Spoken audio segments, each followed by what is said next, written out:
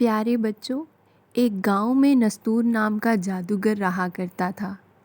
وہ بچوں کے سامنے چھوٹے چھوٹے جادو کرتا تھا اور بچے اس سے بہت خوش ہو جاتے تھے۔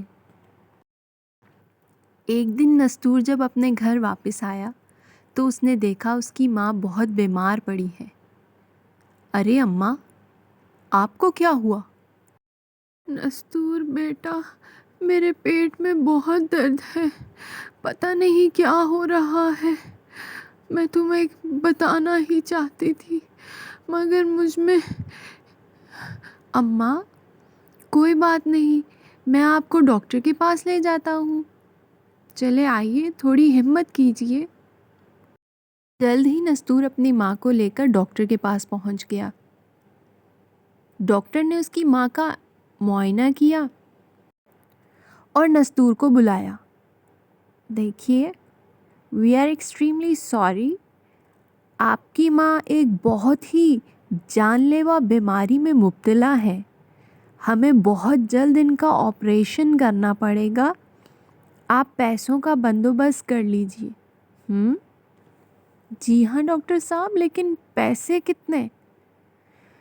یہ تو میں آپ کو علاج والے دن ہی بتا سکتا ہوں، لیکن مجھے اتنا آئیڈیا ہے کہ بہت سارے پیسے چاہیے ہوں گے اور آپ کی ماں کے پاس وقت بہت کم ہے۔ ڈاکٹر صاحب، میں پوری کوشش کروں گا، آپ فکر مت کیجیے۔ اچھا، اب میں لے کر چلتا ہوں۔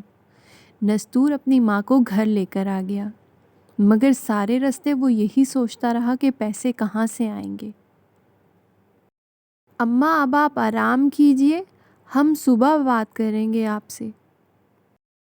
صبح ہوتے ہی نستور نے اپنے دوستوں سے ملنا شروع کیا اور ایک ایک کر کے سب سے درخواست کی کہ کوئی اس کی مدد کرے اور اس کو کچھ نہ کچھ پیسے فراہم کر دے تاکہ وہ تمام پیسے مل ملا کر اپنی ماں کے علاج کے لیے اکٹھے کر سکے۔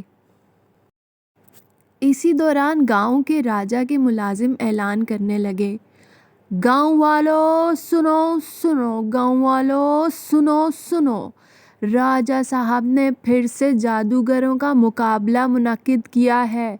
ہر سال کی طرح ہم آپ کے پاس یہ التماس لے کر آئے ہیں کہ بہت سارے پریکٹس کے بعد تشریف لائیے گا، اور جو کوئی اس مقابلے میں حصہ کرے گا وہ بہت سارا انعام بھی پائے گا۔ یہ اعلان سنتے ہی نستور نے ارادہ کیا کہ وہ بھی اس مقابلے میں ضرور حصہ لے گا۔ نستور نے ارادہ کیا کہ اب وہ روز جنگل جا کر پریکٹس کیا کرے گا اور اپنے جادو کے ذریعے بہت سارا انعام جیت کر لائے گا۔ وہ دن رات یہی سوچتا رہا کہ اس کو یہ مقابلہ کیسے جیتنا ہے۔ بہت پریشانی ہو رہی ہے، کیا کروں؟ وہاں تو بہت سارے بڑے بڑے جادوگر آئے ہوں گے، ضروری تو نہیں ہے کہ میں ہی یہ مقابلہ جیتوں، اور میں تو ایک چھوٹا سا جادوگر ہوں۔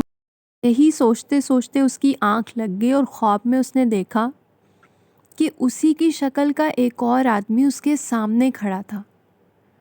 ارے تم کون ہو؟ میں تمہارا ہم شکل، لیکن تم تو... ارے پوری بات سنو، میں تمہارا ہم شکل ہوں، لیکن میرے پاس تم سے زیادہ طاقت ہے اور میں یہ طاقت تمہیں تحفے میں دینے آیا ہوں۔ مگر یہ طاقت تم مجھے کیوں دینا چاہتے ہو، اور یہ کس قسم کی طاقت ہے؟ یہ جو چھڑی تم میرے ہاتھ میں دیکھ رہے ہو نا، اس کو جو تم کہو گے یہ وہی کرے گا، اور میں چاہتا ہوں کہ تم یہ مقابلہ ضرور جیتو۔ اس جادوگر نے نستور کو وہ چھڑی تھما دی۔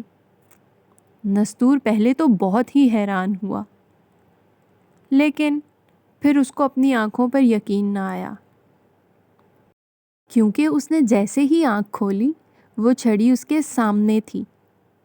اس نے اس چھڑی کو پکڑا اور سوچا کہ اگر یہ خواب سچا ہے تو میں کیوں نہ جنگل میں جا کر ایک دفعہ اس کو آزما لوں۔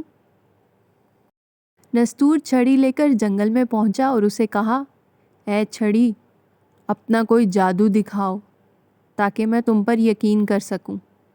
اتنی دیر میں چھڑی سے ایک روشنی نکلی اور سامنے بڑا سا شیر بن گیا۔ نستور یہ دیکھ کر بہت حیران ہوا مگر خوش بھی ہوا۔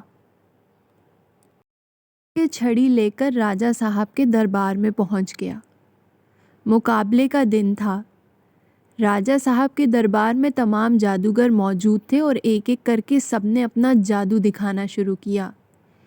اتنے میں ایک شخص بولا، ارے نستور میاں، تم بھی تو کوئی جادو دکھاؤ، گاؤں میں تو بہت جادو دکھاتے پھرتے ہو، کیا بچوں کو ہی خوش کرنا ہے تم نے؟